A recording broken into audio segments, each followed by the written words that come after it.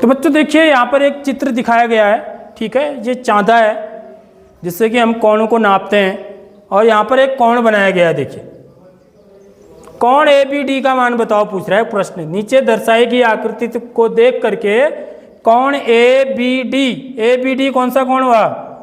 ये वाला कोण। ABD कौन से वाले कोण को बोलेंगे? ABD। देख लो, है कोण को कैसे दिखाते हैं, देख लो, समझ लो। हम किसी भी कोण को कैसे दिखाएंगे? देखो एक किरण ये है ना, इस किरण पर क्या है? बिंदु A है। देखो ये कौन सा बिंदु है? B। और ये कौन सा है? D। समझ रहे हो बात? तो इस कोण को क्या बोलेंगे? यहां से लेके यहां तक। देखो ये कोण माने क्या होता है? दो किरणों के बीच, ये दो किरण है, देखो ये एक किरण ये है, एक किरण ये है। दो किरणों के बीच जो झुकाव होता है उसको हम किरण बोलते हैं, सॉरी कोण बोलते हैं। क्या बोलते हैं? कोण। इसको कोण बोलेंगे हम, ठीक है। और इसकी नाप कितनी है? देखो ये चांदा भी लगा हुआ है यहाँ पर, ठीक है। आपको बताना है कि कितने अंश का है। बताइए, कोई बच्चा बता सकता है तो? देखो यहाँ पर नाप रहे हैं हम, इसको क्या बोलेंगे हम? कोण ABD। क्या बोलेंगे? कोण। कोण का चिन्ह ऐसा होता है। ये चिन्ह किसका होता है बच्चों? कोण का। इसको क्या बोलते हैं?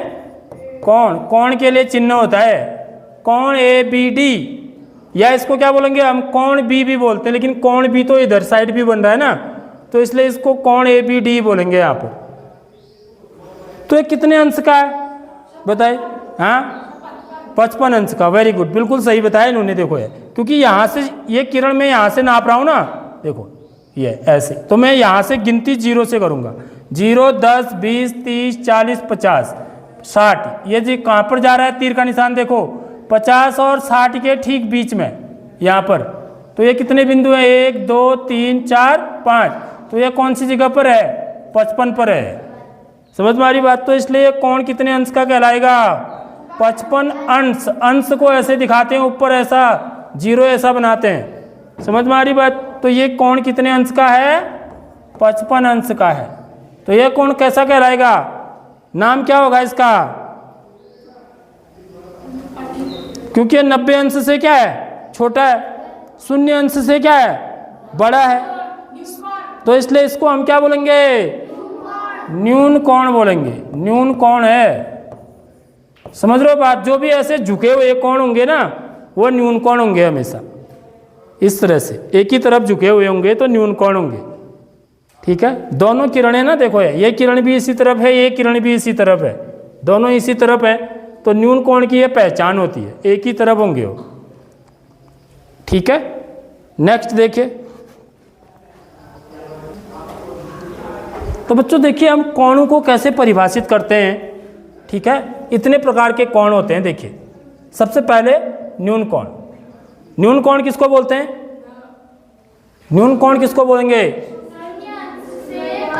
देखिए इनकी क्या वो होती है खास बात, ये मैं यहाँ पर लिख देता हूँ। न्यून कोण हमेशा क्या होता है? 0 अंश से बड़ा होता है और 90 अंश से छोटा होता है। याद रखो, इसको क्या पढ़ेंगे? ये बड़े है का चिन्ह है।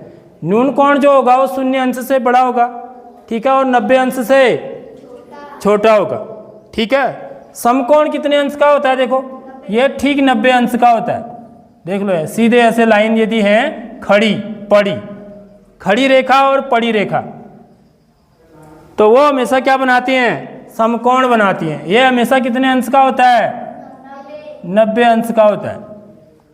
अधिक कोण किसको बोलते हैं? ये अधिक कोण क्या होता है बच्चों? ये होता है 90 अंश से बड़ा होता है, 180 अंश से छोटा होगा। तो इसको मैं कैसे लिख सकता हूँ? देखिए अधिक कोण को यदि हमें लिखना है तो हम ऐसे लिखेंगे इसको, ये 90। हाँ, यदि अधिक कोण लिखना है, अधिक कोण, तो ये क्या होगा बच्चों? 90 अंश से तो बड़ा होगा, ठीक है, और 180 अंश से क्या होता है? छोटा होगा। आगे बात समझ में? देखो यहाँ पर एक समकोण की माप 90 अंश होती है, ठीक है। समकोण से कम हो तो न्यून कोण कहलाता है। देखो समझ में आ रही बात? यहाँ पे भी लिखा हुआ है। और जिसकी माप समकोण से अधिक होती है उसको अधिक कोण बोलते हैं, सीधी बात यह है। और ऋजु कोण से कम हो, साथ ही साथ ये भी है शर्त, ठीक है।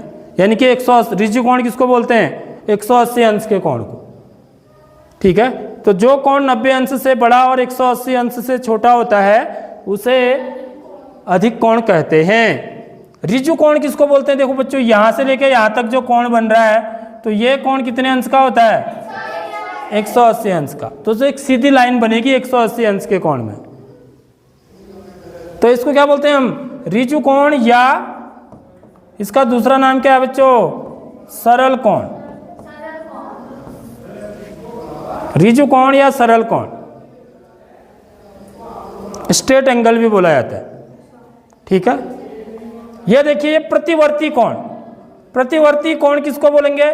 ये देखो यहाँ से लेके यहाँ तक, देखो इतना कितना झुक गया है, ये इससे भी ज़्यादा नीचे चला गया ना।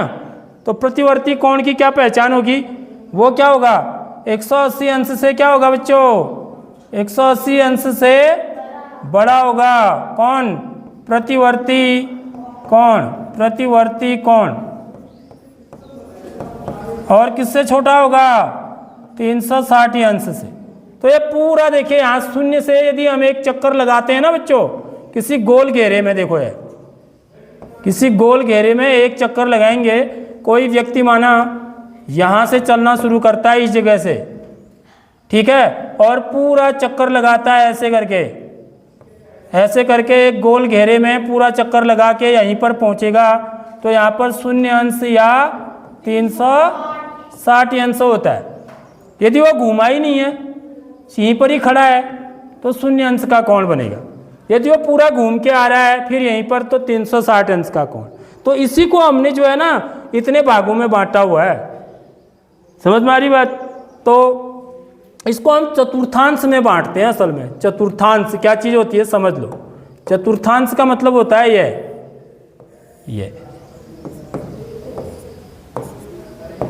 देखो, इस चतुर्थांश का मतलब इसके कितने हिस्से बना दिए हमने? 4। पहला, दूसरा, तीसरा, चौथा। समझ में आ रही बात? तो जो पहले चतुर्थांश में होता है बच्चों, यहाँ पर 90 अंश होता है, याद रखिए 90 अंश। यहाँ पर 180 अंश, यहाँ पर 270 अंश, यहाँ पर शून्य अंश था ना, शून्य अंश या 360 अंश। तो कोई चीज़ माना पूरी घूम के आ रही है ऐसे करके, तो वो कितने अंश का कोण बनाएगी? 360 अंश का, पूरा घूम करके, ठीक है। वही चीज़ बनाया गया। देखो तो न्यून कोण क्या होता है?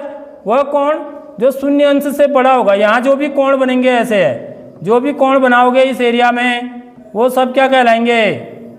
न्यून कोण कहलाएंगे। समझ में आ रही बात? यदि ऐसे कोण बन रहा है तो वो समकोण कहलाएगा। फिर जो 90 अंश से बड़ा होगा और 180 अंश से छोटा होगा तो वो अधिक कोण, इस वाली एरिया में जो भी कोण बनेगा इस वाले क्षेत्र में वो अधिक कोण कहलाएगा, ठीक है। फिर 180 अंश से 360 तक, देखो ये पूरा यहाँ से यहाँ तक, इस पूरे को वृहत कोण बोलते हैं, या इसका नाम क्या होता है? प्रतिवर्ती कोण भी बोलते हैं। इसको क्या बोलते हैं बच्चों? प्रतिवर्ती कोण। प्रतिवर्ती कोण, या इसका दूसरा नाम क्या है? वृहत कोण है। और यहाँ पर जो कोण बनेगा इस जगह पर, ये क्या कहलाएगा? सरल कोण। सरल कोण या ऋजु कोण। समझ में आ रही बात? तो ये न्यून कोण, न्यून कोण का मतलब एक्यूट एंगल। अधिक कोण को बोलते हैं ऑब्ट्यूज एंगल। समकोण को बोलते हैं, यह समकोण बन रहा है यहाँ पर, 90 अंश के कोण को समकोण बोलते हैं। समकोण को बोलते हैं right angle triangle, sorry right angle. क्या बोलते हैं?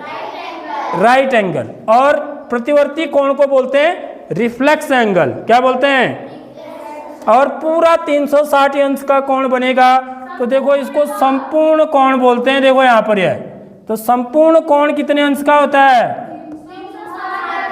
360 अंश का होता है। तो पूरा चक्कर लगा के यहीं पर आ गया तो उसने कितना घूम गया? वो 360 अंश घूम गया। समझ में आ रही बात? तो आपका जो चांदा होता है, अभी देखा आपने, वो कितने अंश तक नापता है बच्चों? 180। समझ में आ रही बात। यदि मैं दो चांदे को मिला दूंगा तो वो 360 अंश तक पूरा नाप लेगा। यदि हम दो चांदे मिला देंगे ना ऐसे करके, एक चांदा ऊपर से एक नीचे से, तो पूरा मेरा ऐसी वृत्त बन जाएगा, ठीक है। और हम उससे पूरे 360 अंश तक के कोण को नाप सकते हैं।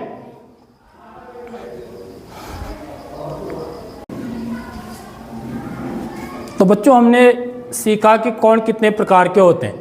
तो इसमें सबसे पहले क्या है, देखिए उनकी परिभाषा यहाँ पर लिखती है। न्यून कोण वह कोण जो 0 अंश से बड़ा तथा 90 अंश से छोटा होता है, उसे हम क्या बोलते हैं, न्यून कोण कहते हैं, ठीक है, पहला।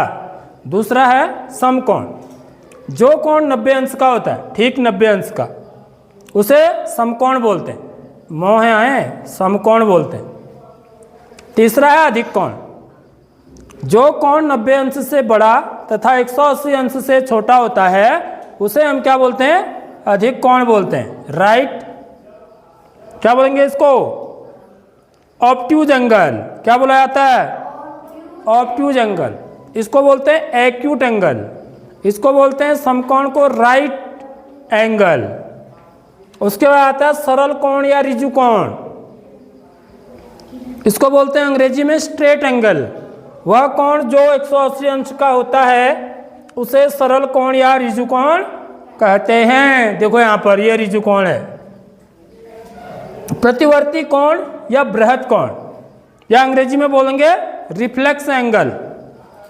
तो जो कोण 180 अंश से बड़ा तथा 360 अंश से छोटा होता है उसे हम क्या बोलते हैं बच्चों, प्रतिवर्ती या बृहद कोण कहते हैं, ठीक।